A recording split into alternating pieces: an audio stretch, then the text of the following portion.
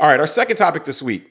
We're going to discuss now. We're going to actually discuss real issues of freedom of speech, not freedom of speech on whether you can say something on a social media platform or anything like that, but whether or not you can end up facing criminal liability or death based on what you say. And that is it's over in Iran. And there is a popular Iranian rapper, they say that they call him a hero, face of a generation. And yes, rap is big in Iran. And and there's reasons for this. We might be able to get into that later on, or in this part of the conversation. But it's Toomaj Salehi, and he has been critical of the government in his music, and and he has been arrested numerous times, detained, different things like that, and now he's been sentenced to death. And this is again about his music, the music that he's making. So Tunde, just seeing this, where does your mind go? What's your reaction to seeing, this, like I said, real freedom of speech going on, the real freedom of speech issue going on? Yeah, no, it's very sad. I mean, look, it's, just the fact that, you and I are children of the hip hop generation. I'll say that, I'll call this guy a brother in solidarity, right? Like he's unfortunately being targeted by an authoritarian regime. It's kind of just reminds you of certain parts of American history. But also, again, going back, just like we talked about part one, this isn't even about countries and all that. It's just about the way societies are. And some are authoritarian more so than others. And some others are more pluralistic and egalitarian and allow people to say things that maybe not everybody likes. And so what I think when I see this is, unfortunately for the greater population of Iran, the inability for them to be free. And then honestly, man, it just go back to what I tell you sometimes in private conversation. My mom used to tell me when I was a kid that America was unique because of the Constitution and the amendments. And I mean, the idea of, and I think it's a great point you bring up at the beginning. I mean, the bastardization of our own understanding of our own founding documents in this country is sad to me. And the inability to understand that freedom of speech embedded in the First Amendment has nothing to do with what a company allows or not allows and what advertisers can or can't do. It's about the idea that the government cannot punish or imprison you for your speech. And I think when I read an article like this about this young man in Iran, he's got a death sentence because he is speaking out against his government. Yeah. And it's funny. I was just eating dinner the other night and a guy rides by on a golf cart with a huge flag that says F Biden. And I'm not saying it because I care about his views on Biden. It's more of, we don't appreciate in this country that the fact you can say F the president or the fact that you can just go and challenge the government anytime you want is actually our biggest freedoms. And I just feel like I'm just saddened when I read this, because going back to even the first part of this show, the need for some people to have simplicity and the reality that a democracy and the ability to allow people that you disagree with to have a platform and speak, that's not simple, that's messy. And my concern is that Americans may give up things like their rights in order to have simplicity, but then what'll come out on the other side might look something like what Iran looks like today. So sorry for the long thing. No, I agree with you in that sense. There is a concern that Americans are becoming tired of the messiness that comes along with things like freedom of speech and with voting and so forth. And the hey, you may not win every time there's an election, because there's other people and they may not vote for you. And so I think there is a concern that Americans have become tired of that. But looking at it from just what's happening in Iran, I find there's a couple of things I find interesting. One, that, that hip hop is so popular and prominent there. And it's interesting to me, not because it's surprising, because hip hop is popular all around the world, but this is like homegrown hip hop, in the piece we'll share in the show notes, it talks about how, once they started hearing it, once Iran, got internet and started hearing it, like they immediately took to it, and how, it's a culture that adores poetry. And so hip hop right away was something that was right in its wheelhouse. And hip hop has this streak for whatever reason. It draws this this rebellious kind of streak in nature. And so that it's been used in this way is not a surprise. And so, but to see someone so popular in Iran, and you don't know if it's because their popularity makes them more likely to do this, but it's quite a move by the government to say, okay, yeah, we're going to take this person. It's almost like they're going to make an example of him. And we've seen this recently with the repressive regime. Recently, with they're making examples of women, in terms of the woman who didn't wear the hijab, and like they make it so.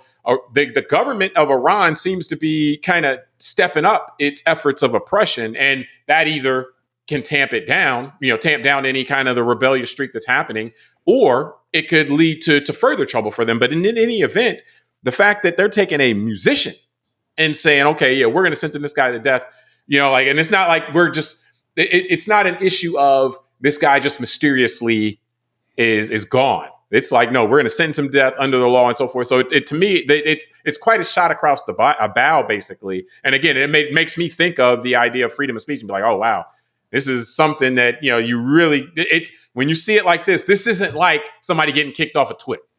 Yeah. No, exactly. And a couple of things, because at the end of the article, it says, I'll quote the article, his death sentence is a sign of the regime's growing concern over its own survival, a realization that its one playbook is not working anymore. And it got me thinking of something like that guy Navalny, in Russia. That's another good example. Like you're saying, when the regime is threatened, it does this kind of public stunts against people that it feels are talking against it. But and even remember, that was kind of a mysterious death. That wasn't like, yeah, you're sentenced to death here, we're going to carry out this execution, like that. Yeah, it's different styles of making it happen. Everybody knows. It's like when the Prigozhin's plane's falling out of the sky. But it's a different mysterious, but everybody, one is more mysterious. The other is like, the other is a bigger, one of them's a bigger flex, basically. Like, yeah, no, exactly. I'm just saying that it's different styles of the authoritarian. One does it outright, the other does it, in a way that it was them, but they just plausible deniability type of stuff. But I think that and again that pales in comparison to like what we experience here. Number one, protesters, whether they be BLM or January 6 people that get arrested for breaking laws. That's one thing. They're not arrested for their right to assemble and what they were saying during their assembly. And then, it's and this is where things get muddied in our political discourse here. And I'm not going to go down this road, but just the idea that, the current Justice Department is being weaponized against its political opponents. That's where this kind of stuff gets murky. And going back to simplicity, a lot of people don't want to take the time to look at the nuances of how that's different to something like what's going on here in Iran. And so, and the one thing that did stand out to me. How is it different, sir? Oh, we're going to go down that road. You might as well. Like that's it. Well, I'll throw in something. The one thing is that we do supposedly have an independent judiciary. Like the Justice Department is the prosecutor. And so really the question with a lot of these things is, can the Justice Department make a case? If the Justice Department is chronically bringing charges against people and either dropping the charges or losing the cases, that would suggest that the Justice Department is over its skis with these things. If the Justice Department is bringing solid cases and getting convictions from an independent judiciary, then that's when it looks like, nah, that's not the Justice Department overreaching. That looks like it's not impossible for people who are politicians or in politics to actually commit crimes. And if we have rule of law, the Justice Department is supposed to go after them. Like, it could be that the Justice Department is overzealous against some people, or it could be that people commit a lot of crimes, and they got to get charged for the crimes. And so that's why they're going to court with juries to find out. Yeah, exactly. Which one it is. In this instance, this isn't some jury of his peers in Iran who are deciding that this guy, based on the charges of the government, that he's overstepped his bounds. This is just the government by decree, essentially saying, yeah, you got to die. So it's a different setup. Our country is set up, with the distribution of power, the three branches of government, and so forth, that the Justice Department on its own can't end up at sentencing.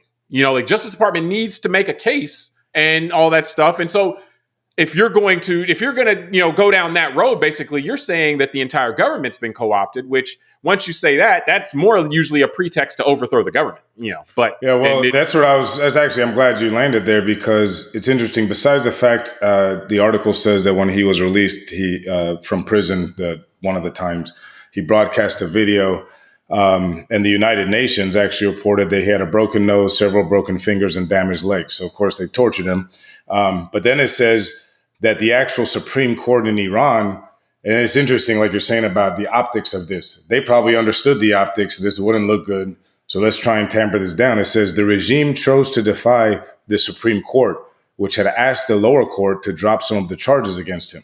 Yeah. So again, when you're talking about three co-equal branches of government in the United States, the judiciary, the legislature, and the executive branches, in Iran, it appears that the executive, meaning the regime, just override the Supreme Court when they want can do what they want to do. Yeah. And so again, that's what I'm saying, is that we need to be aware there's a lot of Americans today that would like to have an American president who would have that kind of power to just tell the Supreme Court, no, you know what, you guys, I'm just not going to do what you say. I'm going to do it my way. And, and that's that yearning for simplicity. That's what you were talking about at the very beginning. Is like that simplicity of, if the president I like, if he wants to do something, I don't want the other parts of the government exercising their power to block it, so to speak. Well, maybe the president could solve the Kendrick and Lamar beef if he was able to do that. The Kendrick Lamar and Drake. I think Kendrick Lamar solved that already. Yeah. But no, speaking of, hip hop in the US with that, like the other parallel I wanted to draw, because, we're saying, the US, freedom of speech and all that's so great. But the US had to get there, and there was an evolution to get there, because it wasn't that long ago where charges were being brought against NWA or against Luther Campbell. And those, Luke, you got to look at him as a pioneer and as somebody that helped America along its way to realizing freedom of speech, because it was his lawsuits against government officials trying to restrict his speech that led to our current understanding that won't lead to this. But we were going down a path where people, for the content of their music, were going to be detained, arrested, sentenced, they're charged with this, sentenced with this. And we were heading down that path. And then you had people, like I said, like Luke, that are filing lawsuits, paying for law, taking this stuff all the way to the Supreme Court and making it so to establish the precedents that, this is freedom of speech means freedom of speech. You can't be arresting people for what they're putting on record. And so I think we have to also not just say, the system, yada, yada, yada, but it's individuals who give life to the system, because we see now there are scenarios where people in the system will be like, hey, like we've seen a lot, for example, from the Supreme Court, where they're like, the president, Alito is on record, I think it was Alito, or one of the justices is on record now talking about, the president would never leave office if he's not given immunity from crimes. And it's like, well, hold up, man, we've done this 45 times. This just never came up.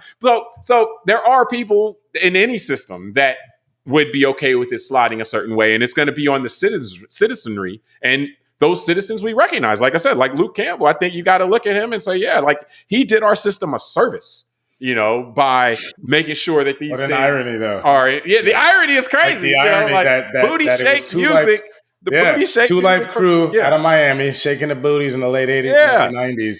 Think about it. It potentiated freedom of speech. No, but think about the amount of money that a lot of these grifters today, online and on cable news, the amount of wealth they've created for themselves and all these ecosystems and these mini economies now of people talking crap about the government. So one of the people they can thank, I'm sure, is Luther Campbell. They can thank the booty shake. That's the irony of it. They can shake the booty shake music. So America has booty shake to thank for its robust protection for freedom of speech and music.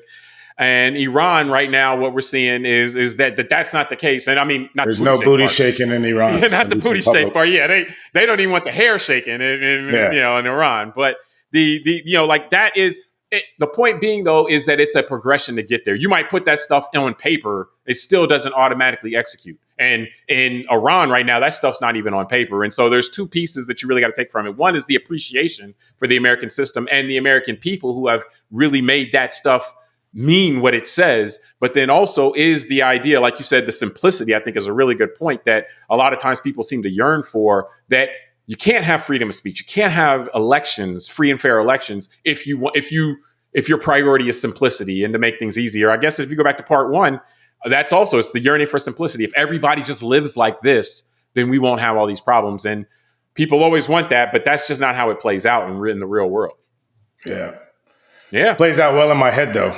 Of course, and online, in the abstract online, in chat rooms and all. Like, you can solve all these problems in the abstract in your head, but when you're trying to apply it to hundreds, thousands, millions, billions of people, then your systems have to have a little bit of bend to them in order to accommodate that in places where nuance is needed. And like I said before, everywhere nuance isn't needed, but in some places it is.